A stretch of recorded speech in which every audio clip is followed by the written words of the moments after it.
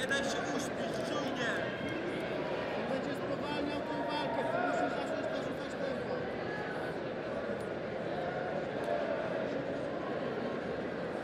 Pato, acelera mais, vamos movimento.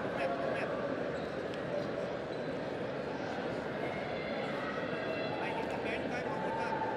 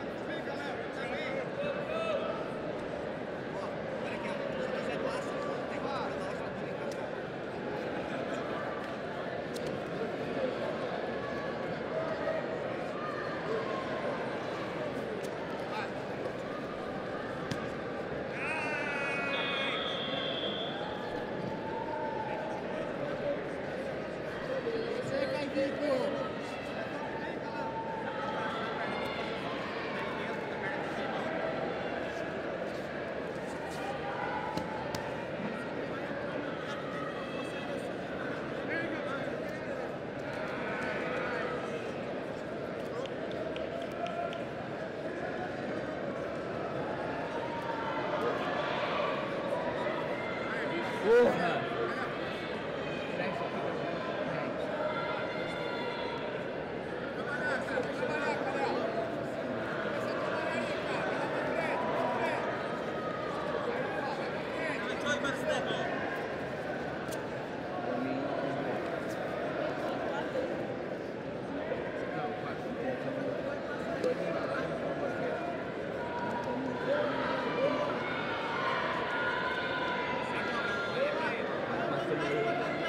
Diego Pato.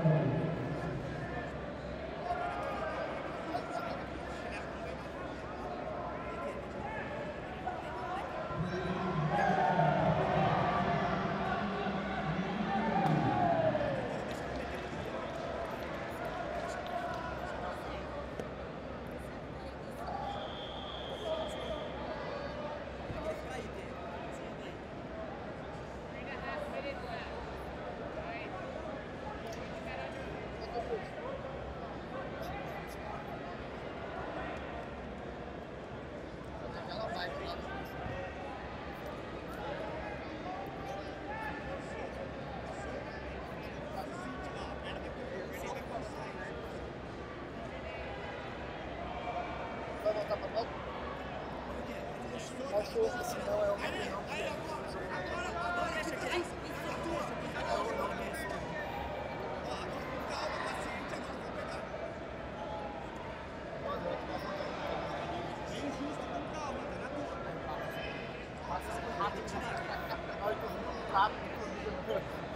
que passa na hora. Eu vi só que não tá aqui no braço.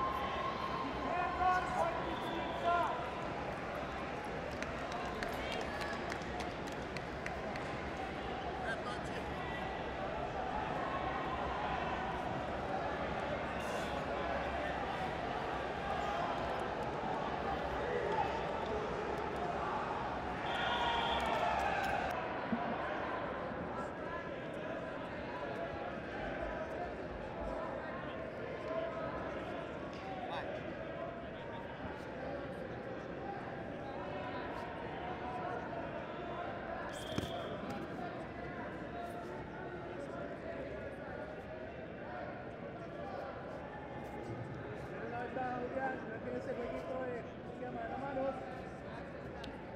Hop hand. Pelea las manos, pero las piernas.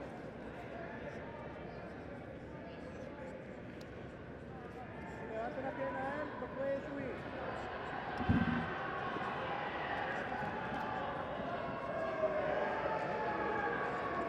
Bien, damos las piernas, tenemos presión. Se va a parar y va a querer jalar posicionada. Sacamos la pierna ahí, bien, otra vez, vamos de lado a lado.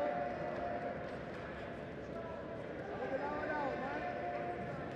Entonces, Supercut, pegamos las piernas. Muy bien, Jan. Hacemos la rodilla izquierda, muy bien, vamos al espacio interno. Sube, sube, sube.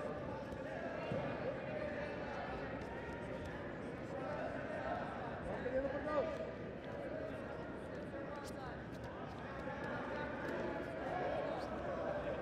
Julián, bien, ha pasado.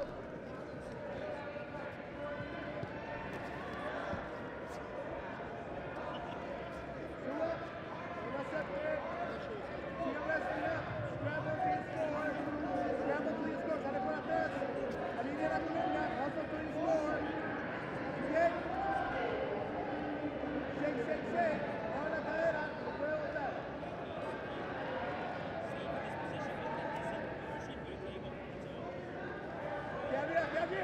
Arriba.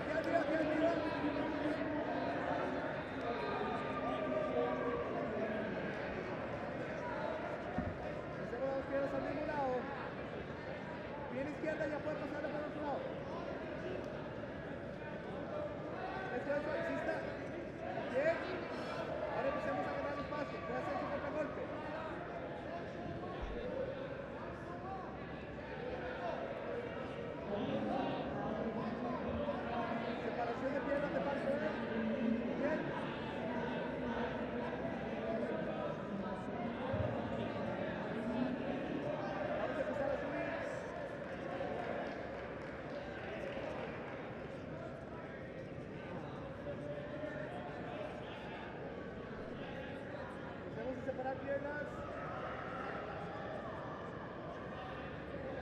7 minutos.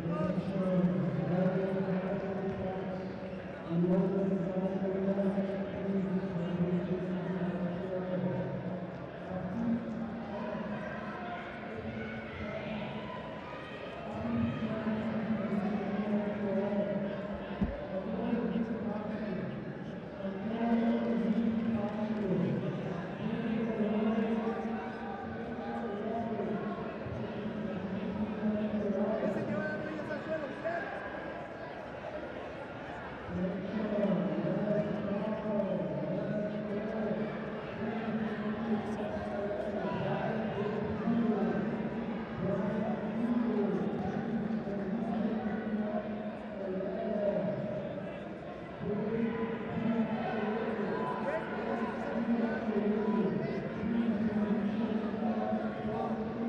Bien, Julián, excelente.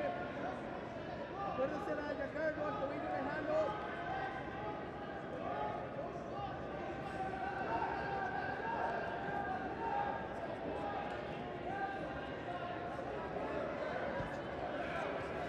Girando, bien, ya vamos a salir.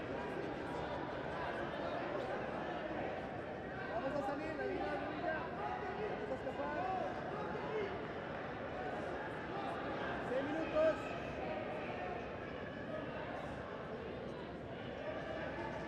Ahí tiene va a tirar también, ¿verdad?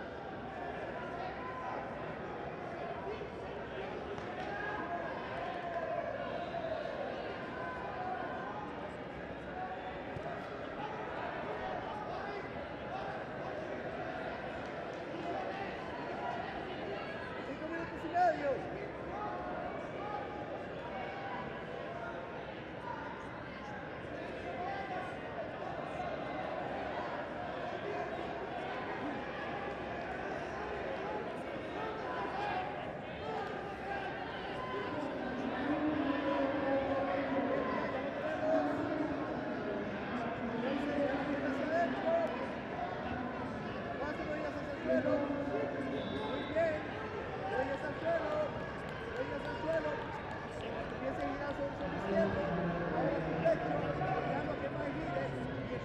A mover su codo fuera de posición para que la banda no sirva. Juega el codo, no la muñeca. Tap hand para pegar el tiempo. Gana la pelea. Vai trabalhando pra pegar, Pato. Vai trabalhando pra pegar. Mueve el codo. Y llevamos todo para el lado izquierdo. ¿Ok? Y cuando ganar esta pelea ya casi. Quedan 4 minutos y medio, ¿bien?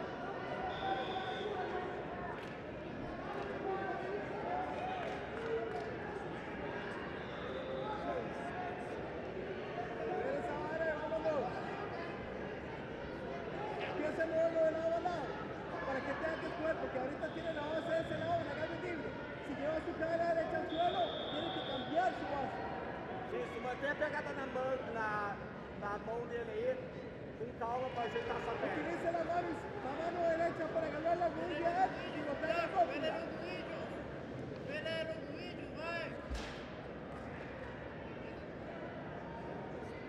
Estamos en una buena posición.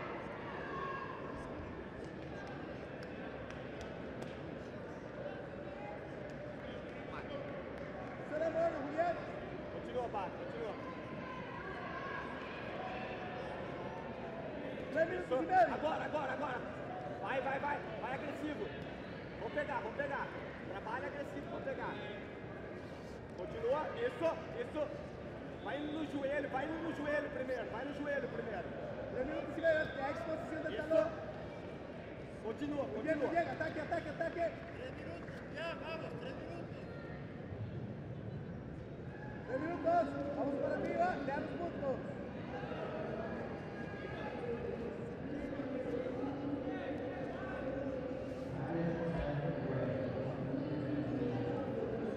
Boa, vai ajeitando, vai pegar.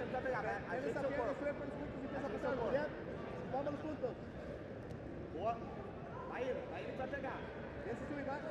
Grab the knee bar. Vamos para arriba. Bien, vamos para arriba. Sobe. Boa. Acelera por cima agora, Pato. Movimento. Julián, 2 minutos y medio, Julián. 2,5. Empecemos a presionar el suelo más fuerte. Pode acelerar. Movimento que passa. Pon la mano derecha en el suelo. Vamos movimento de baixo. Faz ele sentir a pressão. Faz ele sentir. É isso aí. Aê! Encaixou. Ó, encaixou. Vai ajeitando agora no crucifixo. Boa. A vantagem de fazer ele virar.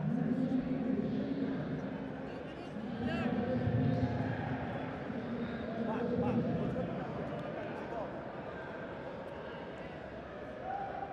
Si empezamos a movernos paralelo a él, Ou ataca ou raspa e vai pra cima. Então tá botando pressão pra caramba.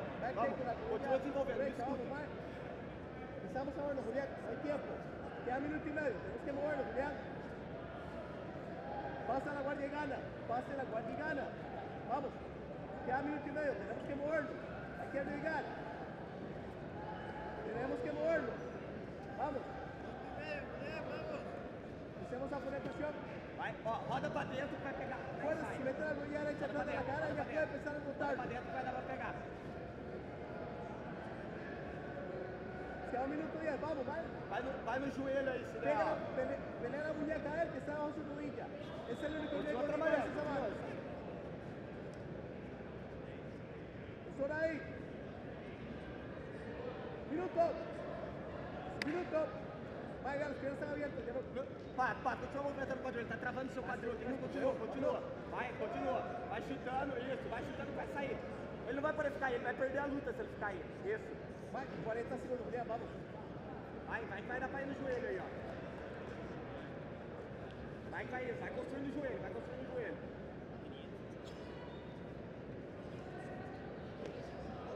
30 segundos más, es hora ahí. Vamos, roda pra dentro.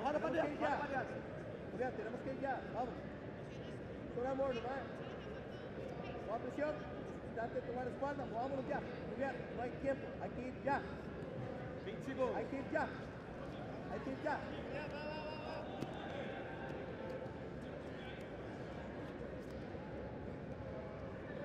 10 segundos.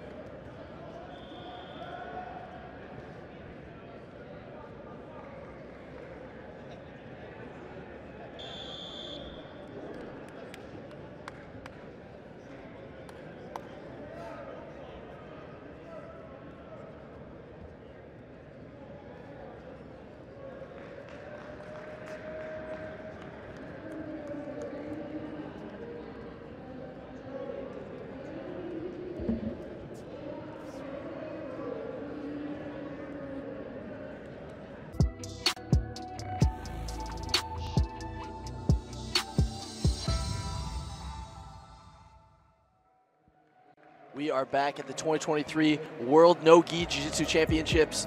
We got the featherweight final coming up. This is going to be an incredible match. Gianni Grippo taking on Diego Pato. Gianni, a 3-time World No-Gi Jiu-Jitsu champion, a 5-time Pan No-Gi Jiu-Jitsu champion. Pato, a 2021 World No-Gi featherweight champion.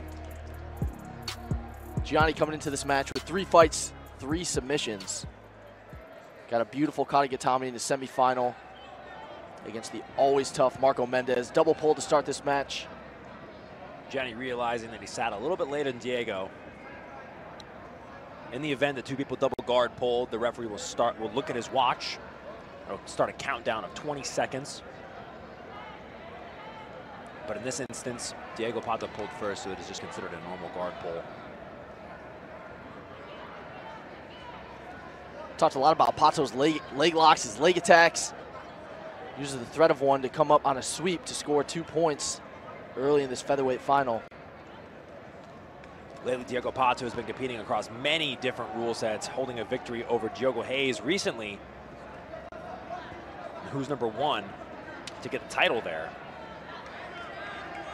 Staying active in so many different respects of the sport. Taking it to Gianni Grippo right now with this pressure passing game. Trying to drive his right knee to the mat.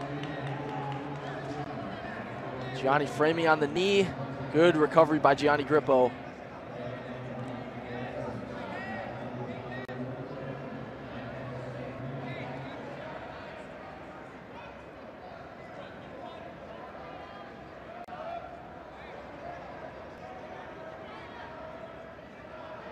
I believe this is the 4th Art of Jiu-Jitsu athlete in the final of the World's No-Gi. Look at the pressure of Diego Pato. Now trying to work for a body lock pass. But Gianni Grippo has that left hook in as a butterfly hook.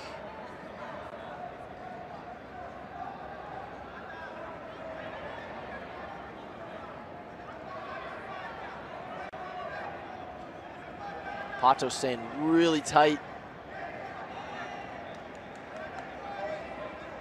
Good head position over the far shoulder.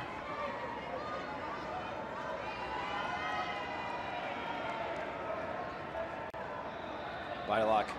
Less of a body lock now. Gianni has his arm sort of in the underhook position here.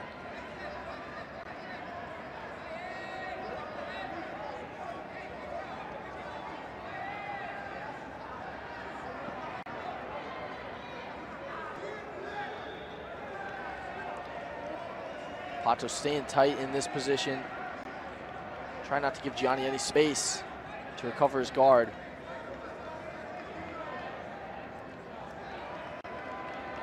Gianni won this featherweight division last year, 2022. He's also won the world's no-gi in the lightweight division.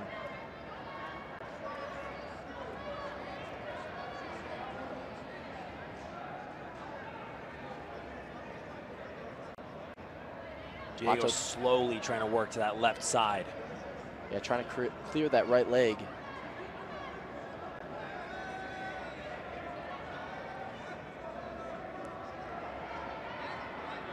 Another thing Gianni talked to us about yesterday was that he's oftentimes a slow starter in his matches. Gianni Grippo potentially looking to set up a buggy choke here. This is interesting, Danny. Reaching pretty deep with his left arm. Hard to tell if Pato's feeling any sort of danger. I'm thinking that maybe Diego Pato doesn't want that right leg of Gianni Grippo to come out. This would be monumental, Danny. But it's a lot of risk for Gianni Grippo. Holding onto his foot pretty intently. Doesn't look like he wants to let it go.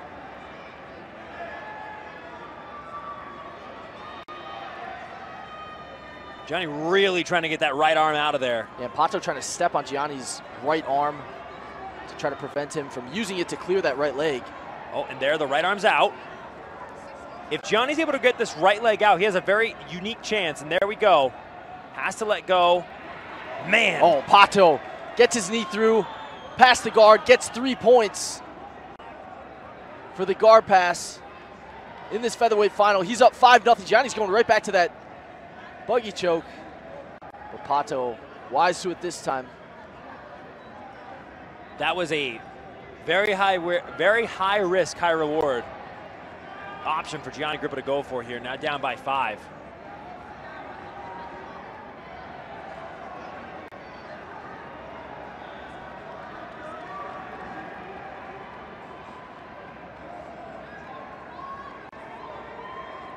Pato staying so tight in this position.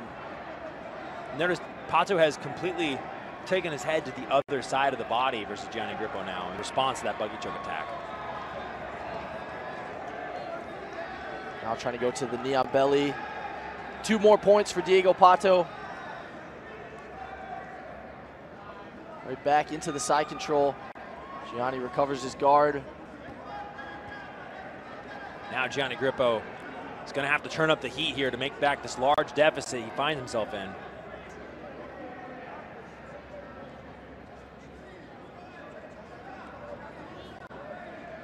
Pato trying to go for another explosive pass.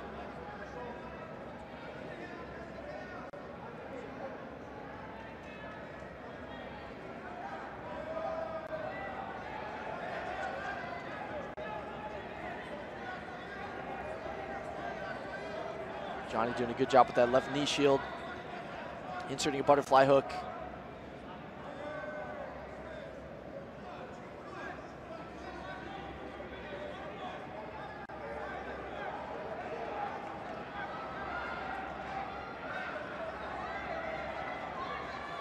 Pato faced some really tough opposition to advance to this final. Be Camille Wilk, Kennedy Maciel, and Julian Espinosa. Grippo now underneath the leg, trying to create some space. Pato's putting so much pressure down.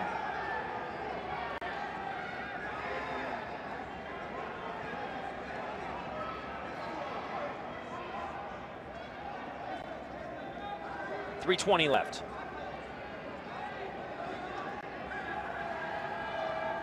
Johnny back to his De La Riva. Pato steps over the leg. Pato trying to break that grip on his ankle. Forcing Gianni to play this knee shield position.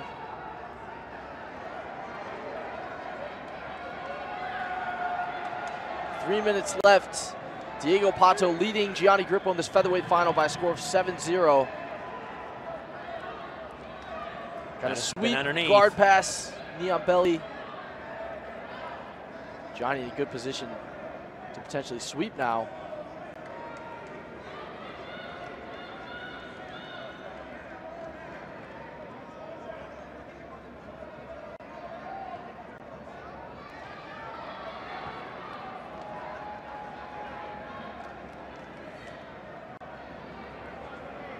Pato's pressure on top has been something to behold in this match, Jake. It really has been. I mean, Gianni has been trying to weight his legs on the inside and try to set up different opportunities, but Diego has just covered every single opportunity available.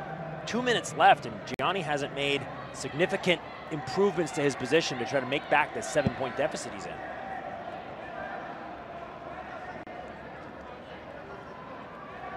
Now spinning underneath.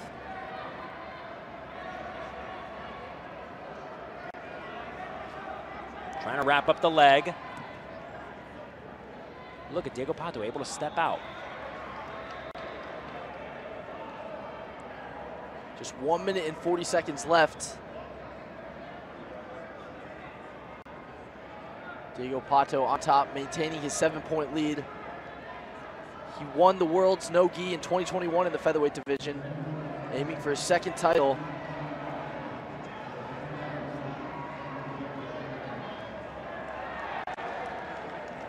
Gianni looking for his 4th world no-gi title. Now looks like he has a better position. Trying to go for this omoplata.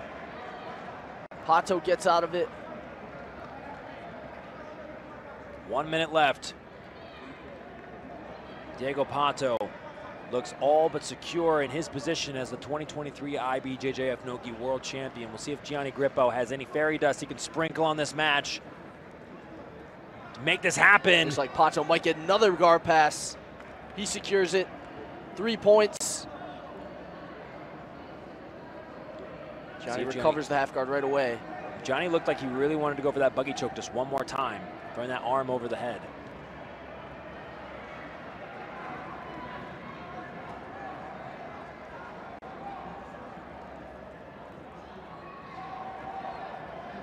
Now Gianni spinning, trying to go into a berimbolo, potentially attack the back.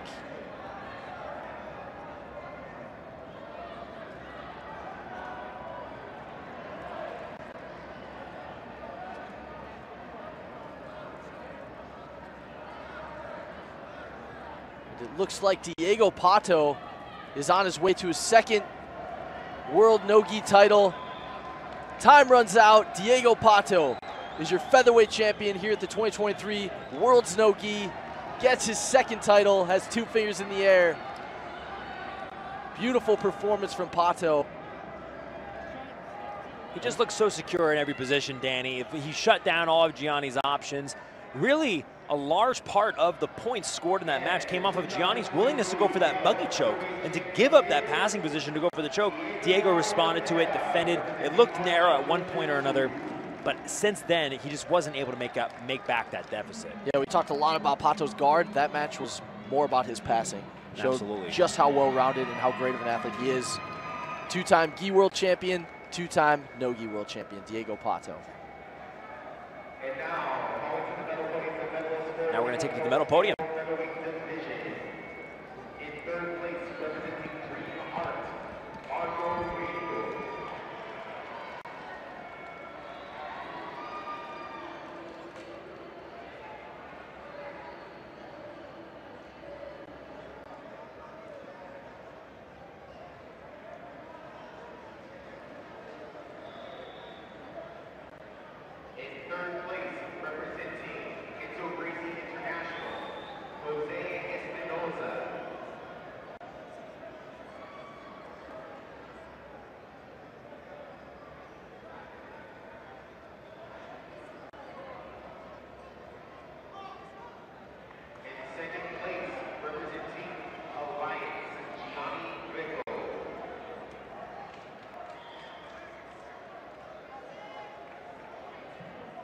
What a great podium you see up there. I mean, such amazing competitors all across the board. And that man right there, Diego Pato Oliveira, just so impressive in his guard and in his passing. Recently crowned Who's Number One champion, taking the title from Diego Hayes. Now I'm going to take a look at that replay. There's a lot of great action in this match. Diego Pato, so dangerous with the thread, turns that false reap situation into a sweep. Right there, you see, as soon as Gianni Grippo responds to it, comes up. And then Diego, after Gianni went for that buggy choke really aggressively, he was able to turn this into a tight pass. And really the points scored from that position is enough to give him the 7-0 victory and another IBJJF No-Gi World Championship. Ladies and gentlemen, do not go anywhere. We will be right back with more here in Las Vegas, Nevada.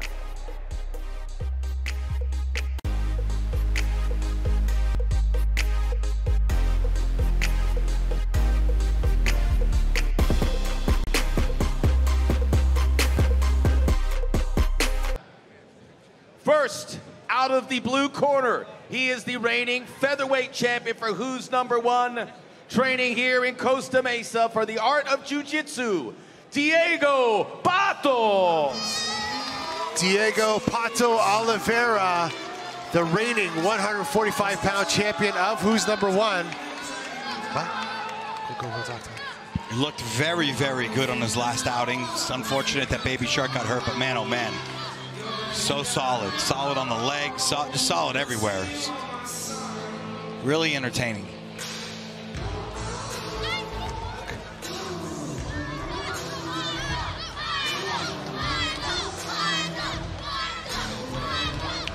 The AOJ kids are going nuts behind me over here. The Who's Number One lightweight champion, training out of Toledo, Ohio, with the Animus Jiu-Jitsu team in the Pedigo submission, Dante Leon.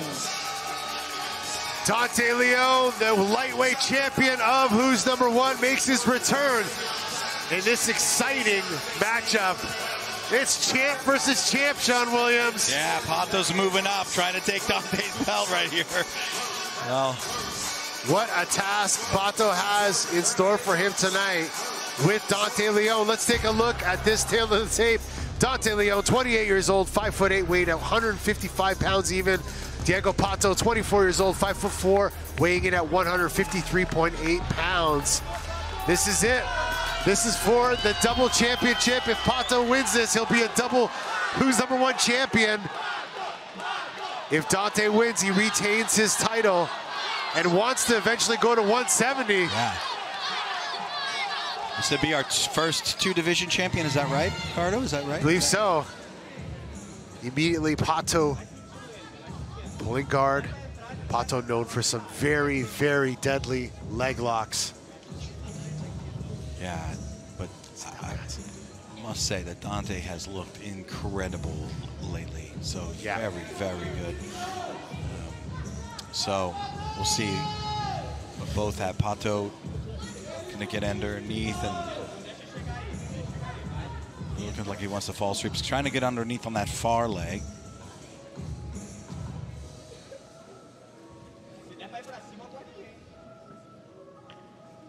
Dante Leon. Just an amazing job here in Who's Number One. Big win over Ethan Krelestein. Juan Alvarenga has had wins over Cody Steele. Representing Pedigo submission. Yeah, Pato trying to invert again to get that knee on the floor. He's trying to pull the foot, use that left leg over the top to get Dante's knee turned to the mat. Expose the back and expose inversions. You know, when you say the word submission hunter, or use the phrase submission hunter, Diego Pato is the epitome of that expression. He's a guy that truly goes after it. Yeah, and he finds them very quickly. Like off of his inversions, he'll find legs and he'll have them straight very, very quickly. He'll be on an attack as like basically as his inversion ends, and it's very fast.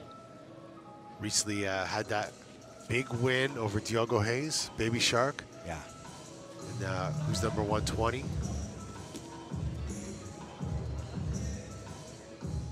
What's interesting, though, is that, you know, right now, Pato's trying to invert onto the outside. Because outside sort of spins and inside spins. And Dante has already lived in those, done very well in his career with those. So he knows the game. Trying to stuff through, trying to get that knee through the middle a little bit more. All about getting above the knee and to the hips here.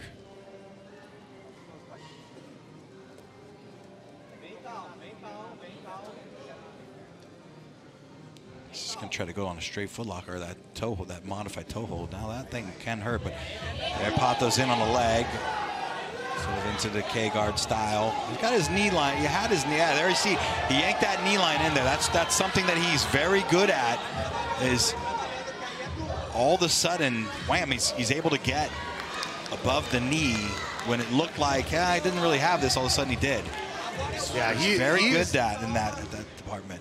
He is able to hit an attack at lightning speed, and like when he does it, it's on. Yeah.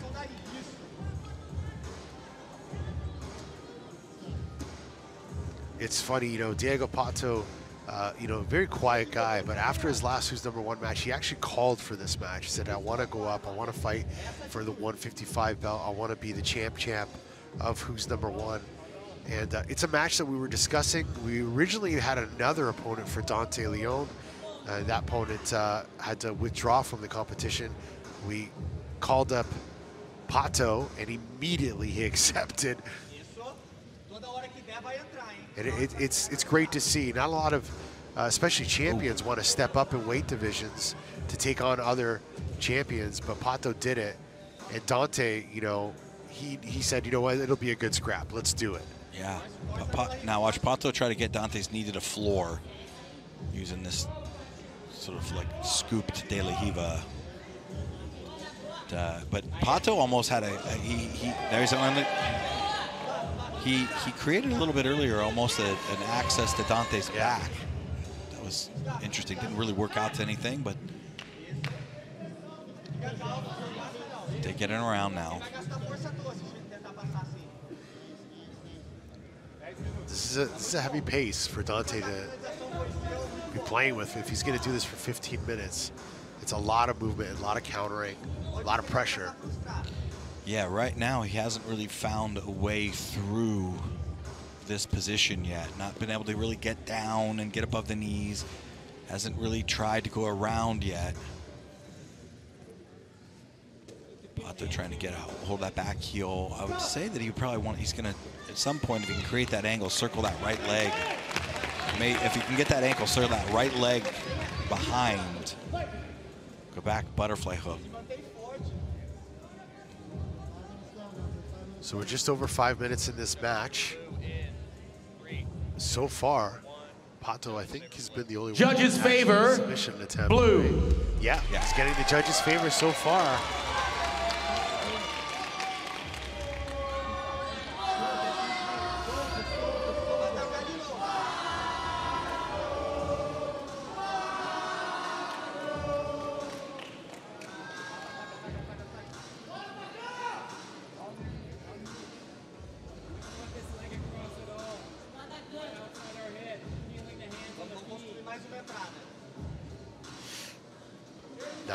Left in this match. Dante on top, looking to pass the guard of Diego Pato.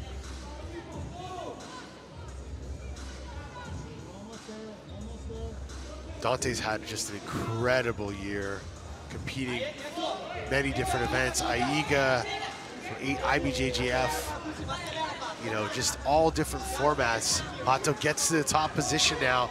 This should be interesting. Yeah, that was a nice little leg entry to come up.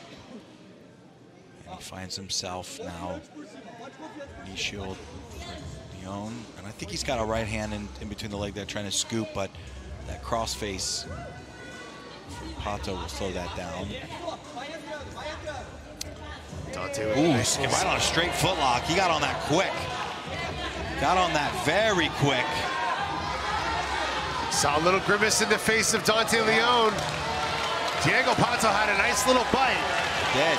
He went on that again. It's the speed of what he can get your leg extended. It's quite remarkable when he like his submission goes from sort of like an inversion or a leg entry to all of a sudden that thing's on, and it does that very well. Guy Mendes is saying it's going to be the year of the duck. Duck means Pato in Portuguese. But Dante Leon, man, is just a gamer, so strong. He says this could be one of his last matches here at 155. And, you know, he said he wanted to go up to 170. And Pato said to me, man, you know, Dante's got to worry about his own division instead of going up. Got a double hook there. Now see if he can open up the right leg. He's going to try to drag over to the other side or even sit in a leg lock of his own, Dante, if he swings that right leg over around that hip. Dante trying to control the wrist of Pato, just trying to shut down these attacks, but Pato just countering here.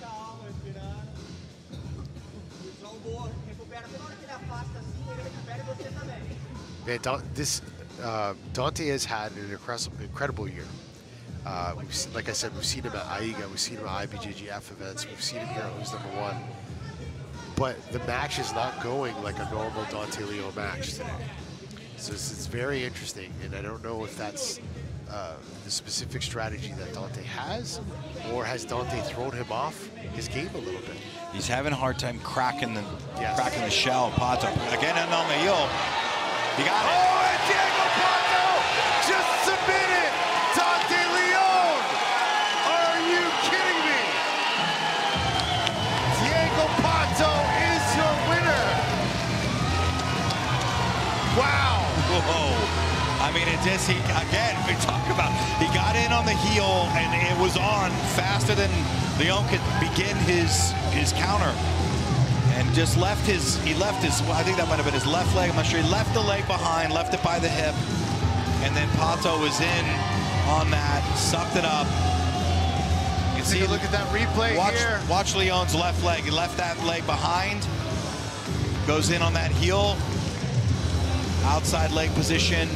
Heel hook already on. Dante Leon has looked unstoppable. Yeah. Here. Oh, yeah. Diego Pato just submitted him. Grabs his 145-pound strap, brings it to the mat. He wants to show off the bling in the both belts. Wow, I can't believe that happened, John Williams.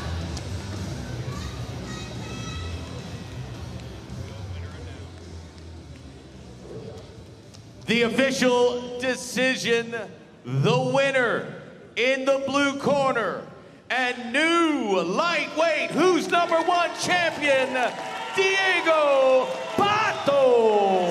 Diego Pato, the champ of Who's Number One, gets the belt put on his waist by the legend Andre Galvao. Two division.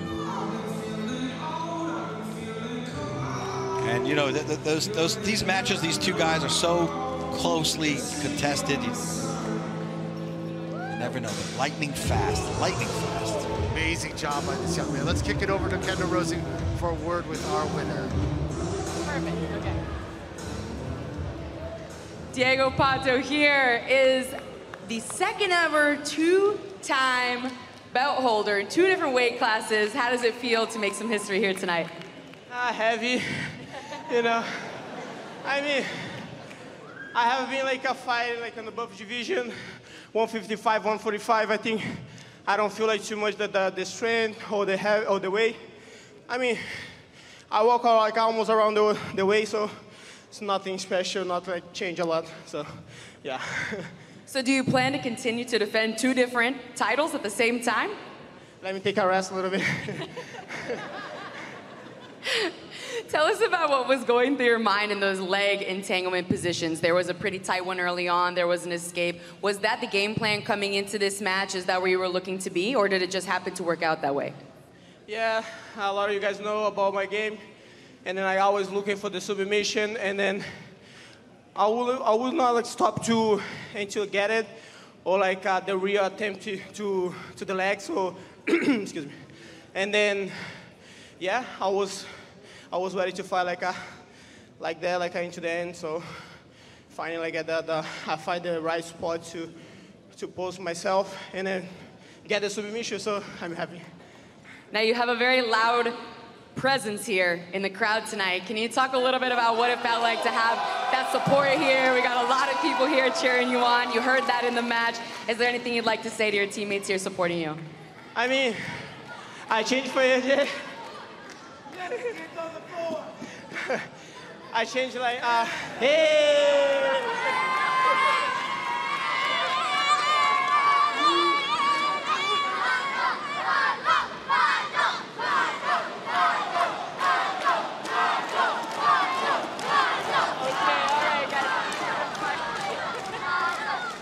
So I did the move to AJ a couple months ago, like almost 1 year, and a little bit like more than 1 year. And then the way the guys like hug me, like open the door for me was like so special. Especially everybody, like no one like laugh, but like everybody like support me well, and like this make a lot of difference. Like you guys see here, a lot of people like cheering for you. It's like a special moment, and then of course you guys gonna see like a lot of them like during the tournament. So hey yo Jay. Is there anything you'd like to add in Portuguese for the fans at home? Valeu, galera do Brasil aí. Sei que vocês estão sempre dando suporte para nós aí, e isso é muito especial para a gente que está aqui fora. Infelizmente eu não consigo estar no Brasil, mas eu estou sempre procurando minha melhora, então infelizmente eu queria estar muito lutando no Brasil. Se um dia o Rusnamor pudesse, sei lá, algum dia seria algo incrível, sempre com a torcida do Brasil. E é isso. Muito obrigado a todo mundo. Valeu, osso, the double champion. Uhul! Let's hear it one more time for our double champion, Diego Pato. Congratulations. Shark is trying to get an elevation and pummel his left leg inside to possibly take the space underneath. Working a shin on shin. Yeah, I love that hook with the left foot here. He's able to elevate Pato's shin. He can move into single leg X. He can, work into some come-up sweeps. He uses that to come into single leg X here, switches to the sleeve grip. Diego looks for that far sleeve again. It's worth mentioning as well that this is actually a rematch of our most recent Pan Am Championships finals. So these two met in the finals of the Pan Championships. Baby Shark and Diego coming out on top of the victory there. And I mean, Diego just has had such an incredible last year. He was an ADCC champion, right? His first time at ADCC. He's the most recent Pan Am champion. He's been very, considerably unstoppable, really, in the last year that we've seen him in competition.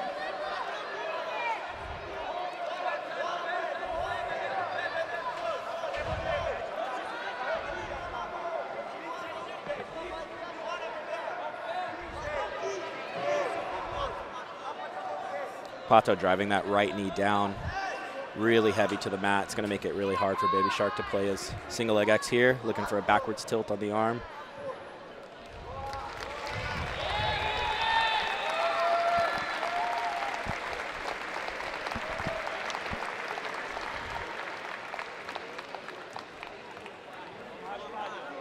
This single leg X with the spider grip on the left side is really, really strong for those rear tilts. And I think it's a good option if the person is controlling your sleeve to also control their far sleeve, so you can get that full body control. Pato circling his arm in, looking to anchor his arm against something. Maybe possible toe hold set up here on the left side. This looks like Baby Shark's thinking about it.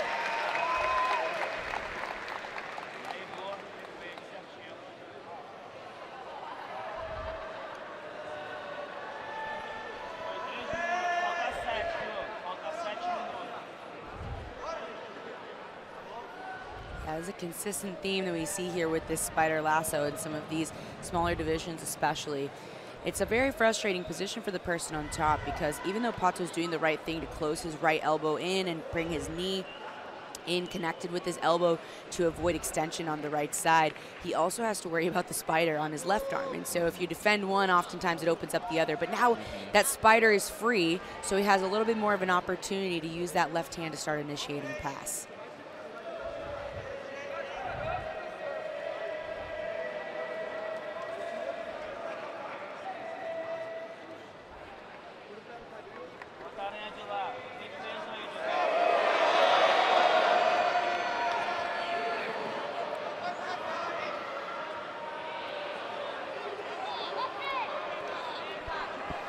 Yeah, see, that was a better look at a pass there for Pato for a second because he had an underhook and he was able to step over the left, on his left side, step over that leg. But Diego really able to thread that right leg back through and continue to use that butterfly hook for elevation. Just as an update too, we did have Lucas Pinheiro win on the other mat. So in our Roosterweight final, we will see Lucas Pinheiro and of course Taliesin Suarez, who we saw win here on mat 2. Can't see what's happening on the, okay, so it looks like Baby Shark has threaded the lapel around his foot that usually goes on the hip, and that's going to make it much easier for him to maintain the single leg X and not have his foot cleared for a possible backstep.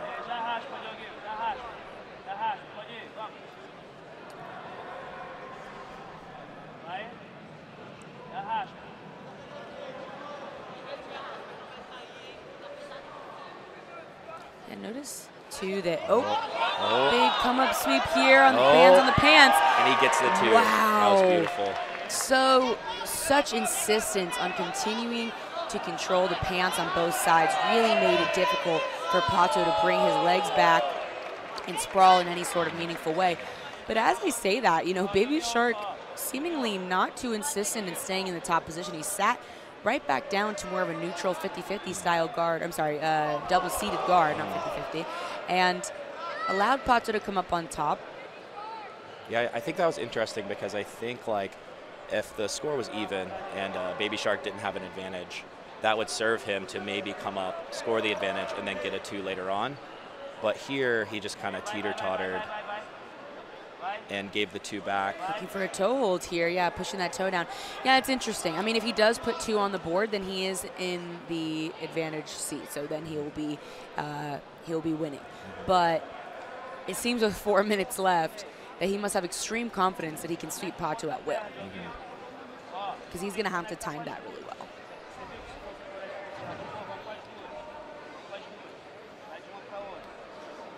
Now, interesting to know, you know, Diego Pato has, like, we've been talking a lot about Baby Shark's achievements, but of course we've got to mention that Pato is a world, took second in the Worlds last year, but he was a world champion at the black belt level here at the IBJJF Worlds in 2021.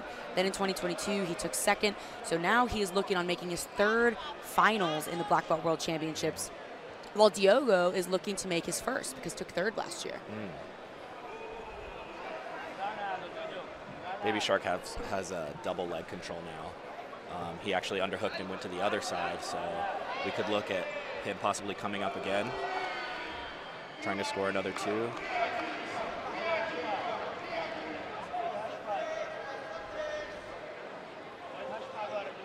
Yeah, time is winding down now with 3 minutes on the clock. Baby Shark knows that in order to make it into the finals, he's going to have to finish this match on top. Oh, coming out the back. Nice way to sweep. Wow, big sweep there for Baby Shark coming right up on top. Beautiful execution. Almost made that look effortless by the time he got underneath.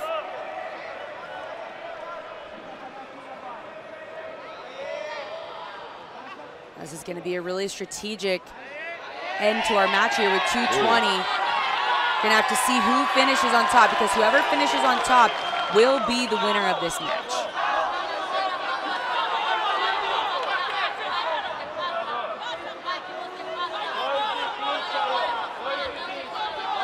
So this is the first time they've swept back and forth and hasn't ended up in an advantageous position.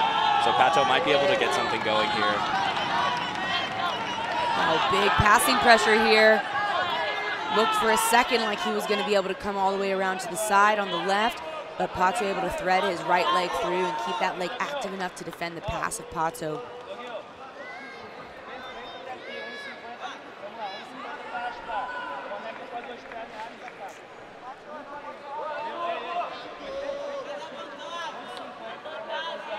Both athletes looking super composed, calm, ready to make it into the finals later today.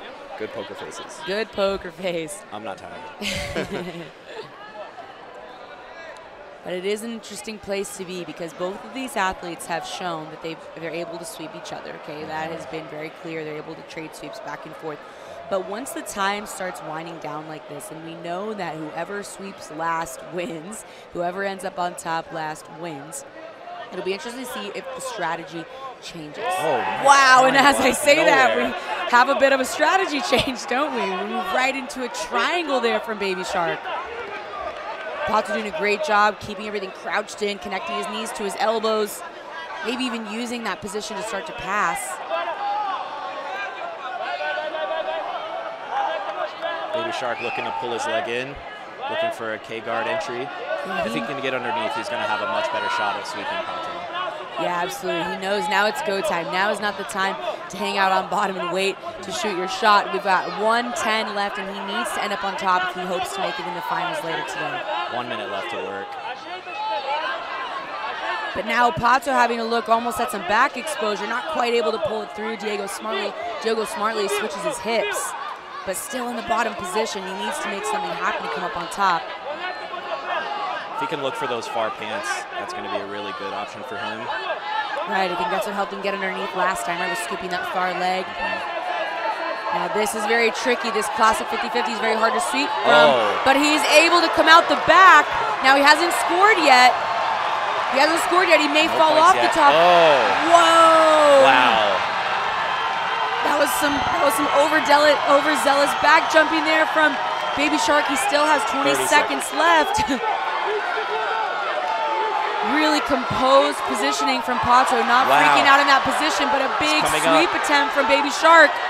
Now with 10 seconds, he's now got to put the knees on the ground. He's got to put Pato's knees on the ground or have his hooks enter in. Oh. He has one hook in. Pato defending with his left arm, and he will ride out the win. And Pato will move into his third World Finals here today. Amazing match from both of these guys. Baby Shark looked absolutely incredible. So persistent there at the end. Almost got the back 2 times in a row, not just once, but he made it happen again and almost got there. But Pato, with his experience, his composure, was able to keep strong position, stay safe, and ride out that 2-point win into the finals later today. That was very well played. That was very well played.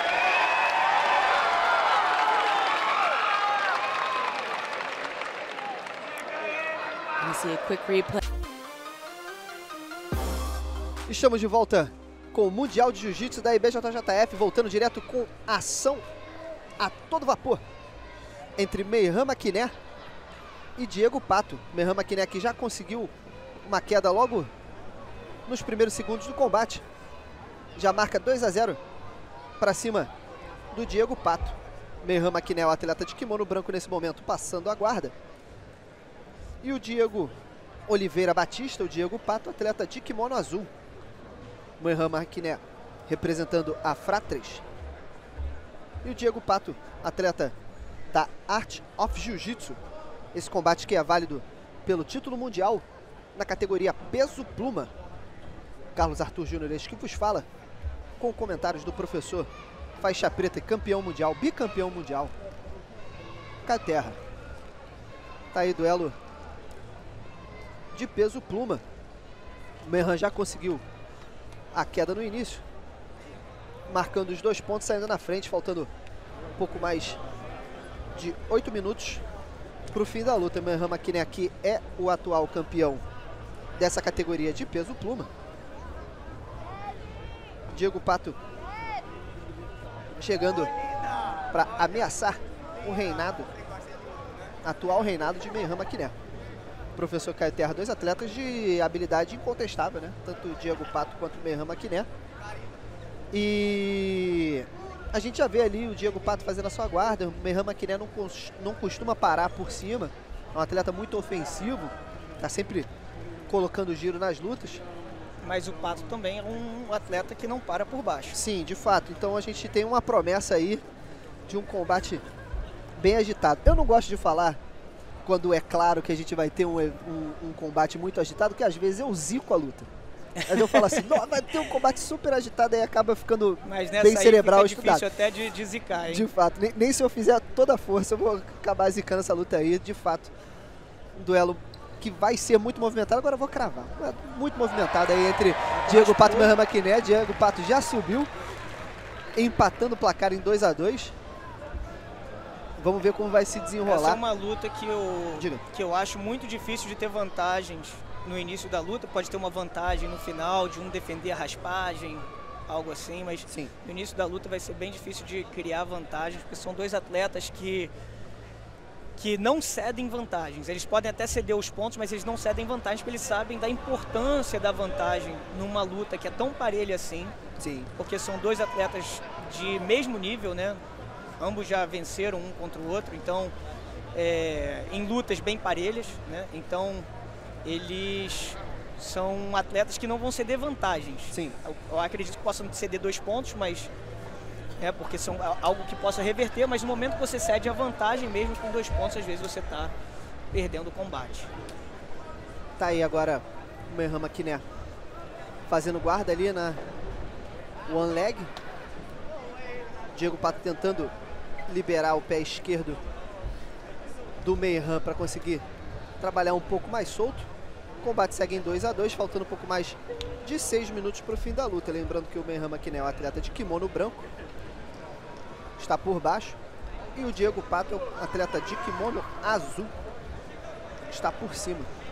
Árbitro central, professor Sancler. Falamos direto da pirâmide de Long Beach, na Califórnia, nesse Mundial de Jiu-Jitsu de 2023, ao vivo e exclusivo na FloGrappling. O Pato mandou muito bem agora, livrando a perna. Sim. Mas é um atleta muito explosivo, o Meyhan, hein? Conseguiu voltar com a perna. E buscou ele de volta, né? Buscou de volta. O Pato até conseguiu a esgrima ali, mas não adiantou porque ele não conseguiu ficar justo com o Meyhan. O Meyhan conseguiu usar as pernas para afastar e agora você vê que ele aceita a raspagem para não dar essa vantagem que eu tô falando. Porque no momento que você tem uma vantagem, fica complicado de reverter. Sim. Então é mais seguro você entender que o movimento de raspagem foi bem entrado e só seguir o movimento. Sim. E tentar se posicionar na guarda de uma forma que você vá raspar novamente. Ou pelo menos que o seu oponente não consiga chegar numa posição boa para tentar a passagem. Né? De qualquer forma, o Meyhan Maquiné... Ele tá numa das favoritas dele, hein? Essa lapela cruzada por baixo ali. Ali na warm guard, uma das favoritas dele. Sim. E já vai subir de novo, subiu da warm. Mas ó a vantagem, hein? Agora, ó a vantagem. Vamos ver se vai ter vantagem ou se vai ser ponto. Porque subindo assim, e conseguiu a vantagem. O Pato mandou muito bem, puxando para a guarda imediatamente. Então nessa posição ele está em situação de raspagem mais uma vez e está com uma vantagem na frente. Exatamente. Então, agora o Pato está numa situação, apesar de estar perdendo, ele está numa situação mais favorável do que ele se encontrava antes. Como é cerebral esse tal de jiu-jitsu, hein, professor Caio Terra? Você não só tem que pensar na posição de raspagem para você computar os pontos e sair na frente, quanto nas vantagens e na estratégia que você vai fazer para essa final. Que nesse caso ficou muito claro. Ele ganhou a vantagem e rapidamente puxou novamente. Com certeza. E a luta fica até mais né, para o telespectador. Emocionante? Não digo nem mais emocionante, mas muita gente reclama, né, do jiu-jitsu, às vezes ser um pouco parado. Sim. Né, mas ela fica um pouco mais animada, de certa forma. Porque você não sabe o que vai rolar agora com a montagem do placar. Especialmente se você sabe, olha só bela puxada do Pato, tentou chegar ali nas costas do Meyhan direto, acabou ficando por cima ali numa 50-50. Não é uma 50-50 porque ele tá com o pé ali por baixo, tá né, na professor? 50-50, tá na 50-50. Ali de fato é uma 50-50, tá um pé enrolado ali. Mas de qualquer forma tá aí, subiu na 50. O Diego Pato empatou em 4-4, mas tá na lapela, então vai ser difícil para ele se manter ali por cima. Agora, para se manter por cima, vai ter que levantar de novo, né? E se conseguir levantar e se livrar da perna, aí ele pode mandar bem, porque ele pode puxar novamente, e aí ele vai estar com uma vantagem à frente, né? Por baixo, estando por baixo. E o Meyhan ali com uma pegada na lapela, tava com outra pegada na calça, pronto para para poder o mais subir. importante é essa pegada na lapela, tá vendo? Porque essa pegada na lapela aí é o Traz que muita força na hora de subir pro outro a lado, alavanca né? fica muito forte. Sim. E fica difícil da pessoa subir e se livrar da perna. Tá aí o Merhan.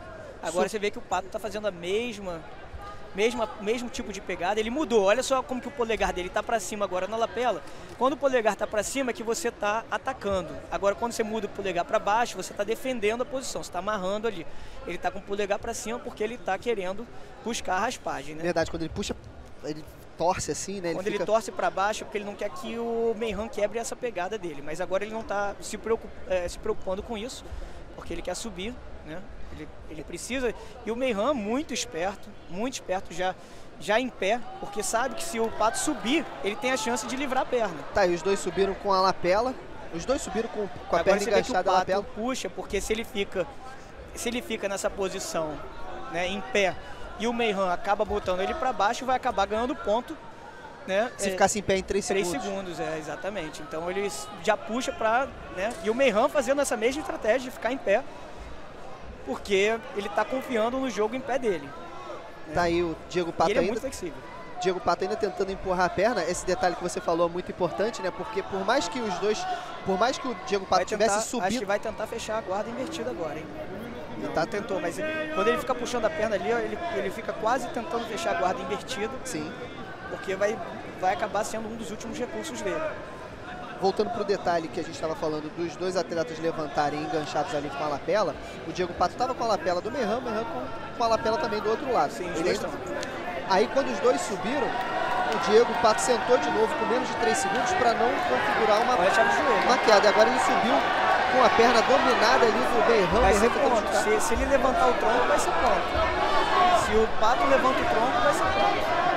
Porque ele não precisa estar com o quadril no chão para ser ponto. Sim. Agora o Pato ainda não subiu de verdade para ser. Agora o Merhan sentiu o perigo, girou para o outro lado, virou de quatro. O Pato subiu, ao invés de fazer os pontos, ele quis pegar as costas, hein? Ele tá no Matrix aí bem justo. Puxou direto pela cintura. Bem justo na chave de panturrilha também. Buscou a perna. Olha a chave de panturrilha para ataque das costas. Mas aí... agora vai ser 2 pontos. 2 pontos. Para mim teve vantagem também da chave de panturrilha. Merhan agora uma situação complicada ali fazendo guarda. Faltando 20 segundos, o Diego Pato na frente com uma vantagem. Questão de segurar ali, ficar com o título. Diego Pato, Merhan ainda dando ataque. Tentou ali a chave de joelho. Diego Pato espetou o joelho pro outro lado para evitar o arroxo. Faltando 5 segundos, a galera começa a contar na pirâmide de Longbeat. Vai acabar o combate. Diego Pato mais uma vez entrando no pescoço. Fim de papo, vitória. Foi do Diego Pato. Belíssima vitória do Diego Pato aí, atleta da Art of Jiu-Jitsu. Um duelo muito estudado e no final da luta emocionante para você, Caetano. Né? Ia ser decidido por uma vantagem. Ia ser decidido por uma vantagem. Professor Caetano. Essa vantagem foi o que realmente... Deu a chamada da vantagem. Eu não estava ciente da situação, você falou assim, não, naquele momento ali uma vantagem pode ser até mais importante do que os pontos. Exato. E não deu outra, no final das contas, a vantagem foi importantíssima ali para o Diego Pato. Mas o Merhan lutou muito bem, você vê que ele, quando estava com muita visão de jogo, 2 pontos, ele começou a ficar em pé, né? 2 coisas, ele ficando em pé ali naquela situação, mostra que ele não está amarrando sozinho. Sim. Né? Porque se ele amarrar sozinho, ele vai começar a perder, né? Mas... não só isso, se o Pato ficasse em pé, ele podia livrar a perna e sair da posição, ou, né, botar o Pato para baixo e receber 2 pontos. Diego Batista, representing Art of Jiu-Jitsu. Mais um mundial pro Pato. Título mundial pro Diego Pato aí. O fair play entre os dois atletas. Agora eu queria saber como é que tá a perna do Merhan, hein? Daquele giro ali, né? É. O Pato arriscou demais com aquele giro, porque ele podia ter caído por cima. Sim. Né? Mas ele resolveu, né? Vamos ver no replay. Ó, a primeira queda do Merhan. Mesma coisa ali que eu falei, o Pato pode ter até começado a puxar primeiro. Sim. Mas o Merhan entrou nas pernas com o Pato sem ter pegado. Então, a subida do Merhan também foi muito boa nessa situação ali. Diego Pato devolveu, já girando, tentando pegar as costas ali, acabou caindo na 50-50. Depois foi a subida do Merhan com a 50-50 com lapela. E aí a vibração do Diego Pato, ficando com o título mundial na faixa preta. Vamos pro pódio. Eu queria ver dessa categoria. Diga, professor. Eu queria ver novamente, né, o quanto o Pato arriscou ali, não ficando por cima, indo para as costas. Sim. Né? Excelente ataque, muito bonito. Muito bonito. Kleber Clandestino e Diogo Reis no terceiro lugar. Ficando aí com a medalha de bronze. Medalha de prata para o Meyran Maquiné e ouro no peso pluma para o Diego Pato. In second place, representing Fratres, Brazilian Jiu-Jitsu, Meyran Alves. Tá aí o Meyran se encaminhando para receber a sua medalha de prata depois de uma belíssima final contra o Diego Pato. Combate muito estudado, muito técnico. 2023 male light featherweight champion, Diego Batista, representing Art of Jiu-Jitsu. Diego Batista e o Diego Pato no lugar mais alto do pódio, recebendo a medalha de ouro e o título peso pluma no Mundial de Jiu-Jitsu de 2023. E a gente já volta com mais emoções. Fique ligado aqui na FloGrappling.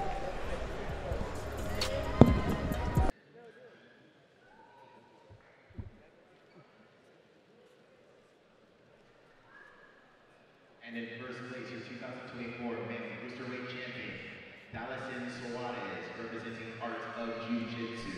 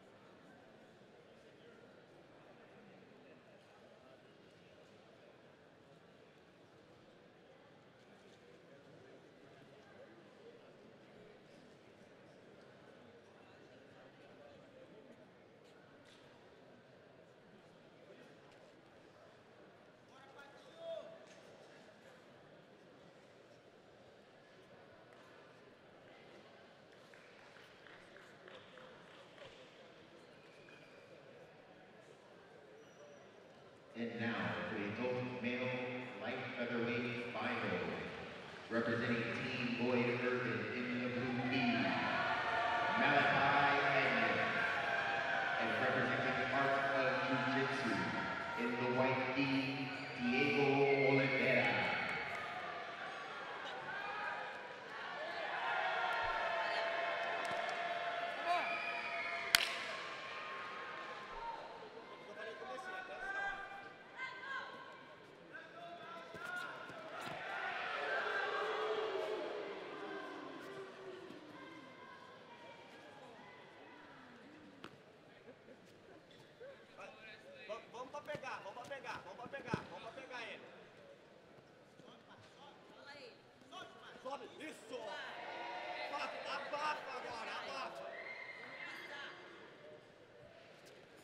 Deixa ficar em pé, não deixa ficar em pé, não deixa ficar em pé. Faz as pegadas fortes, se mantém.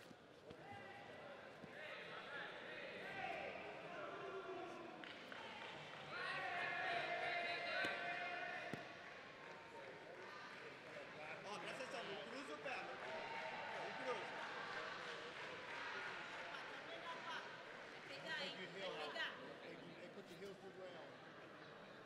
Só não cruza o pé. Com paciência, já tá grudado aí. Faz a pegada bem forte. Vai ser agora, vai ser agora. Pode ir que vai chegar.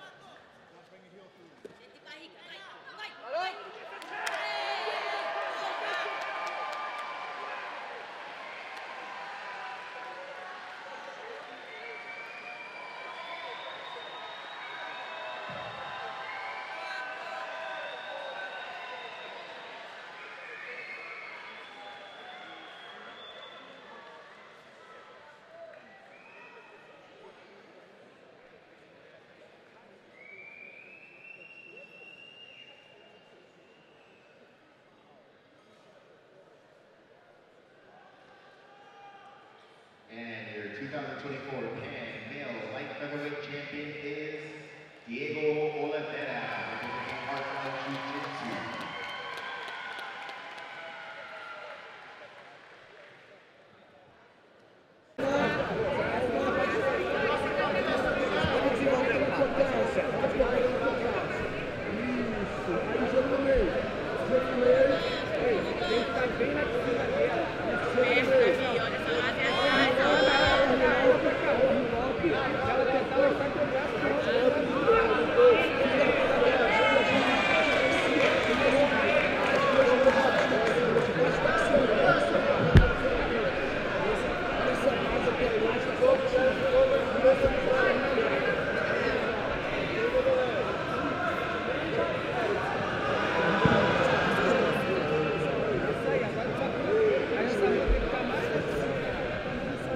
Vai chegando no braço, vai chegando no braço. Vai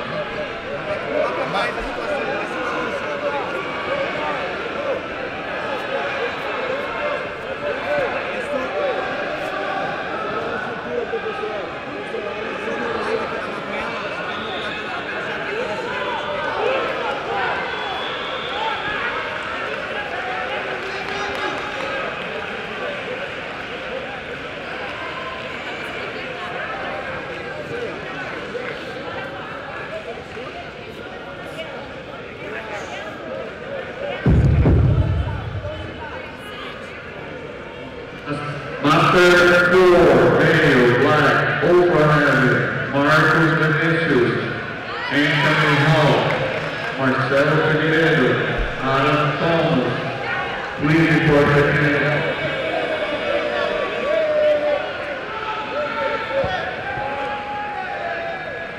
Vai, desenvolve, continua. Vai vendo a cabeça por baixo.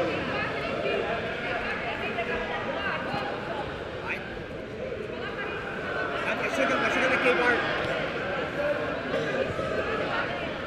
Vai. Aí, agora. Presta atenção, justinho agora. Justinho. Fica aqui, Mark.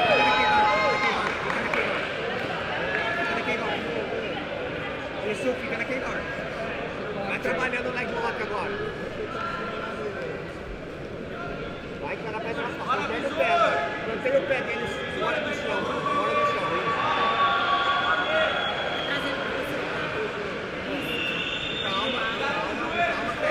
Vai. Deixa eu desenvolver para as costas. Não para aí, para as costas. É isso aí. Continua. Se dá, vai raspar. Raspar caindo do lado.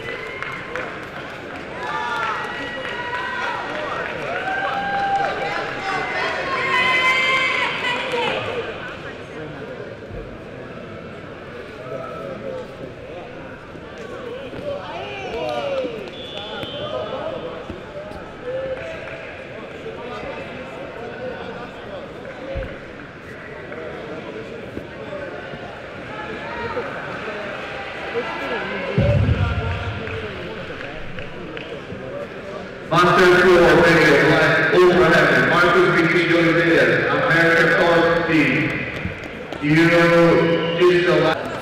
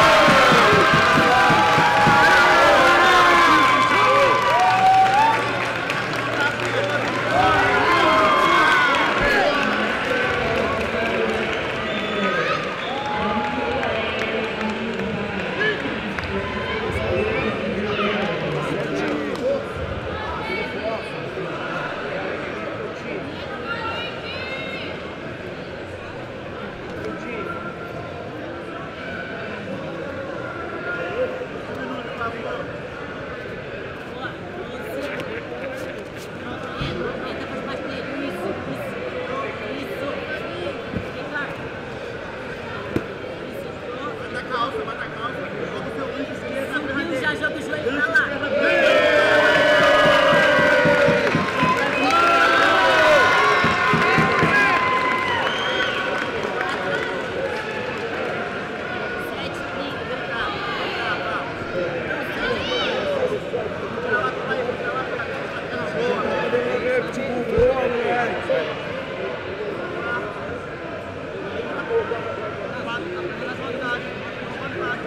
Calma.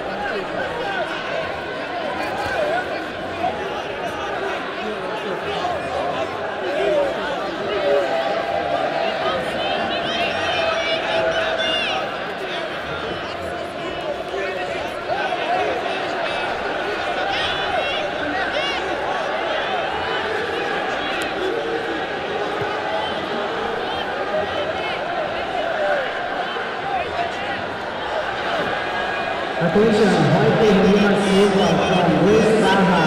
This is your last call. Jorge Lima Silva from West Baja. This is your last call.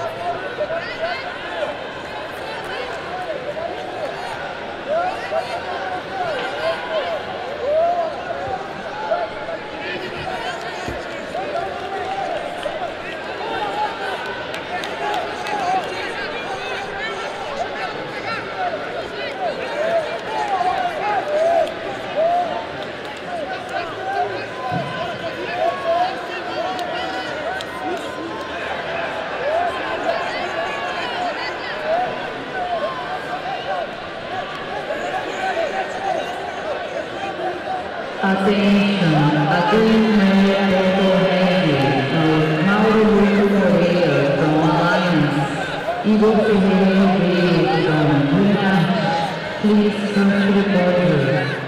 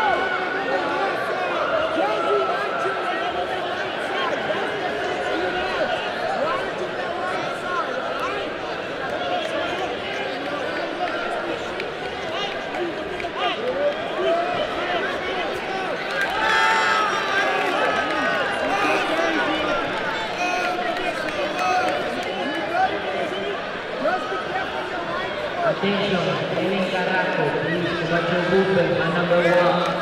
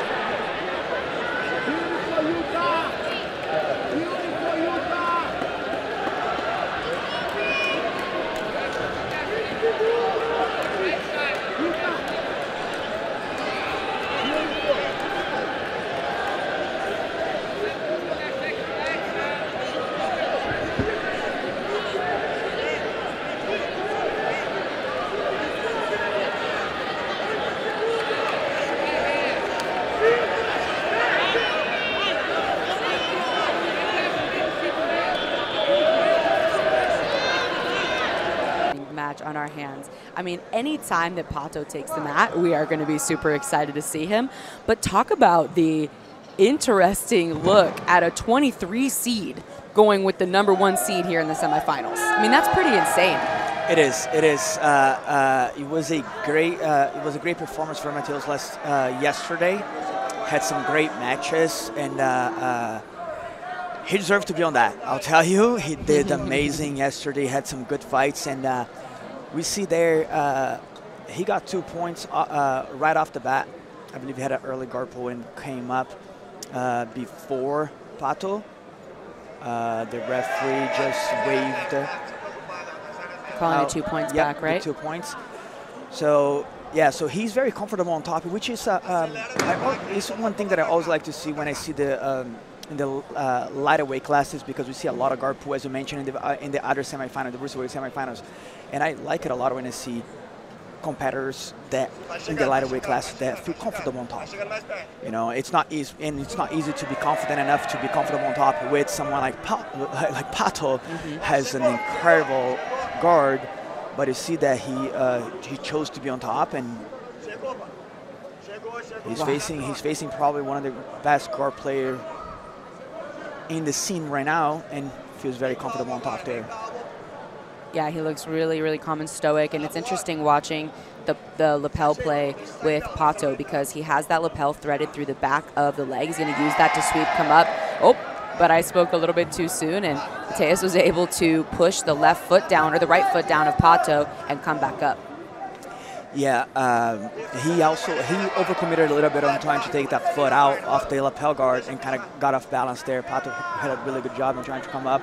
Mateus kind of trying to keep him away with that foot, but Pato ended up coming up and take the lead. It's interesting to me to see Pato so comfortable going right into the closed guard, because he came up on top, and obviously oftentimes we see people go straight into passing. But look how he has the lapel threaded through with his right hand behind the back of Mateus, and now he's like very much in a smash pass style, is starting to bring that right knee through. And it's not something we see too often with the light featherweights, right? Yeah, I did see him doing that in the Pan Ams. I believe it was Pan Am semifinals. He did exact that same position. He fed through, he started pointing the knee between the legs and started getting to a really tight passing position off of the close guard. So that might be something that he has been doing a lot lately. So that's why he might have felt that going to close guard wasn't an issue for him, because he was setting up a pass of his own. So.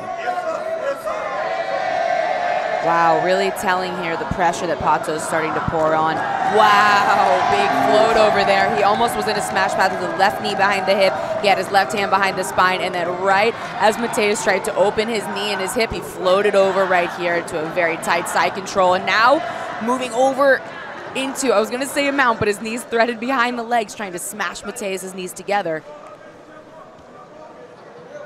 He's free his foot over it again. The pressure that he's putting there in the upper body, it's amazing how you see how much he's leaning forward, how much his control is forward. A lot of people, it's very hard for people to see that when you're not the one feeling it. Yeah, right. But it's amazing how much pressure he is putting, how much he's moving forward. So with that weight all the way forward, it's very hard for the person on bottom to actually create a guard, because he's all the way forward on you. So he keeps on spreading your body apart, you know. So your legs are so far away, your from hips your elbows, are so far, right? exactly. You can't connect your knees and your elbows. When I mean, look at Exactly. Mateus' right elbow so high up like that. Yep. Yeah, even though Mateus is doing a great job recovering that quarter guard and half guard on the left side, or Pato's right leg, but Mateus' left side, because his right shoulder is always pinned to the ground, like you were mentioning, he just can't make any connection. Yeah, look how Pato's head was always forward, always passing Mateus' body, and he transitions to the back and gets a submission. Wow, finishes with a rear naked choke in the gi. We don't get to see that too often. After a 17-point lead, really dominant entrance into the finals for Diego Pato. Beautiful performance, amazing, flawless performance by Pato. Now on our other semifinal mat, we're going to find out soon who Pato is going to face in the finals. We've got Francisco Andrade of Cicero Costa and Kevin Carrasco of RSBJJ, and it's going to be very exciting to see who is with these guys in the final.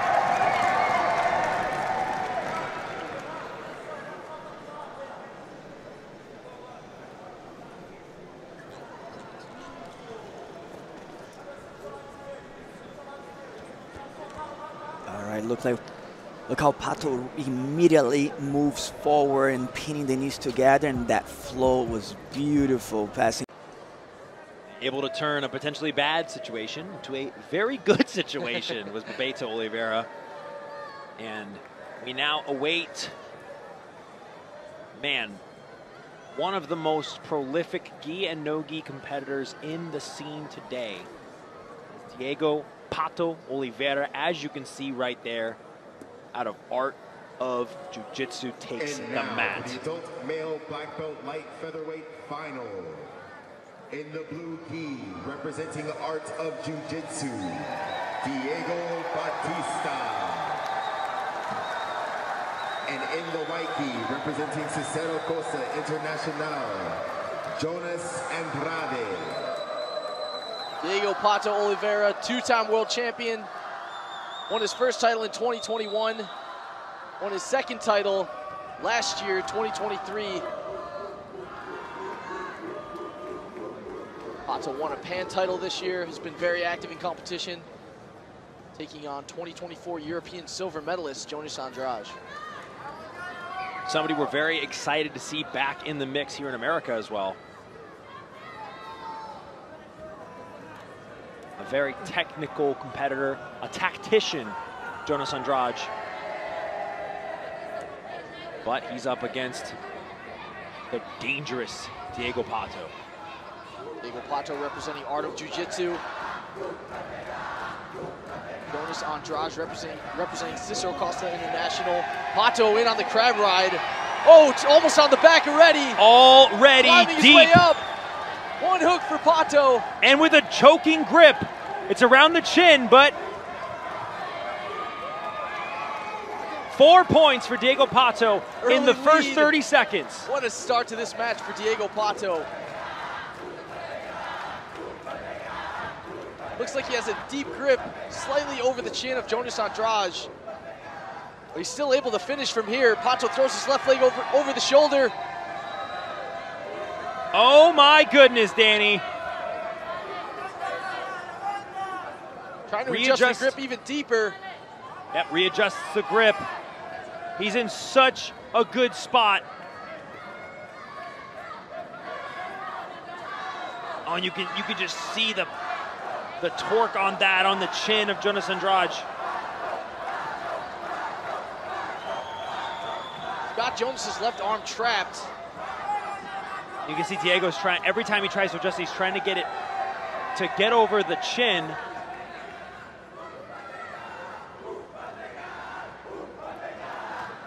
Now Pato going for an Ezekiel from the back.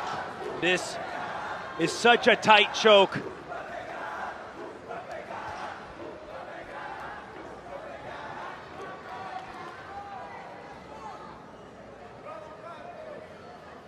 Pato adjusting the position. Pato still has the left arm of Jonas Andrade trapped. And now, without any choke, Jonas still in the match so far. Just over 2 minutes into this light featherweight final of the 2024 Worlds. Pato trying to finish Jonas Andrade. Oh, and now that's he gets it! the tap. Diego Pato, three-time world champion. Makes it happen again. And in perhaps his most dominant fashion yet. Incredible match for Diego Pato. Gets the win over the super tough Jonas Andrade. Wow. And your 2024 male light featherweight champion is Diego Pato wins his third black belt world title here in 2024. About 40 seconds into the match, he already had 4 points for back control. Not long after that, gets a submission victory. Man, Diego Pato Oliveira is unreal. Submission win for Pato in the final. Like you said, Jake, took the back really early in the match. Started looking for that finish right away. Similar to what we saw in the match before with Bebeto. Already fed his hand to the collar. Here's the replay. As soon as he had an opportunity to invert, look, he finds the opening to the outside, and as soon as he's able to make a grip on the pants and he has the crab ride, he climbs, and look, it's one pull and he's already pretty much chin to the shoulder. And then from there, alternated between 2 or 3 different chokes from the back before he finally sunk in the game-winning choke and wins another black belt world title. And he's only getting better. He's continuing to improve. Gi, no gi, it doesn't matter. Diego Pato is in his own era right now. That's his third black belt world title. That's the second world title for AOJ here in 2024.